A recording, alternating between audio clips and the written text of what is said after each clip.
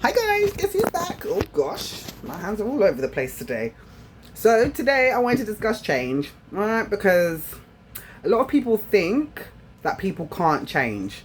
They think that the environment that they're in, because like I was discussing this with someone in authority the other day, and they were like, oh no, people can't change, they are who they are, they're gonna be who they are. Even if you take them out of that environment, they're not necessarily, they'll probably carry on and go find the same thing in a different environment if possible. So I had to, well, I didn't elaborate to them, but I did look at things and think, yeah, you know what, let me talk to a few people about this and see what happens. And the whole point of counseling and psychology is to allow people to change their behaviors. That is the whole point of it.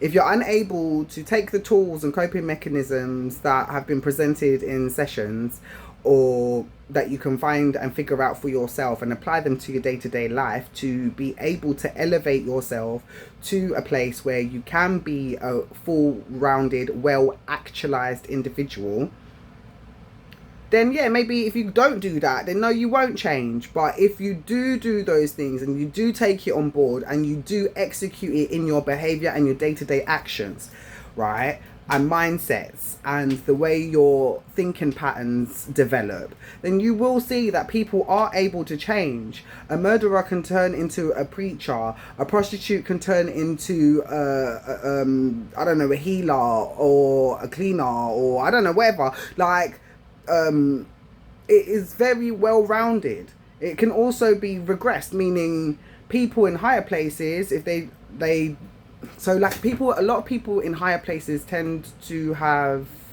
extreme thought processes, obviously, to be able to get where they got to. But then sometimes that also hinders them from creating good or great stable social bonds and relations for long-term participation in life with them. So they have to then figure out a little bit of a regression where they need to minimize certain behaviors and tactics and coping mechanisms to be able to do those things, to be able to be a functional person in society.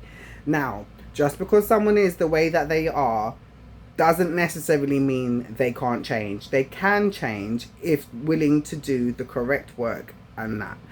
Obviously, there's exceptions. We're not going to say pedophiles can change and all those things. That no, we're not. When I personally, I would need to see a lot more evidence, but I don't think things like that can really change.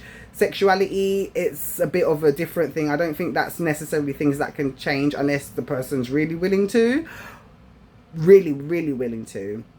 Someone can go from being a nymphomaniac to being abstinent and celibate. It is possible with the right conditioning and things like that. But when it comes to sadistic things, that's way more harder to get out of someone's character or thought processes or wants and needs. So that obviously we're not gonna, that is the exception to the rule. But in other aspects, meaning things like, I don't know, changing careers, changing hypersexuality, because that can be diminished a little. It doesn't mean it can be fully stopped, but it can be regressed if done correctly with the right passion and want of to do. Anyway, people can change if they do the right things. I'm not going to keep waffling because that's where I feel I'm at the moment. I will probably come back to this soon. If anything, like, share and subscribe.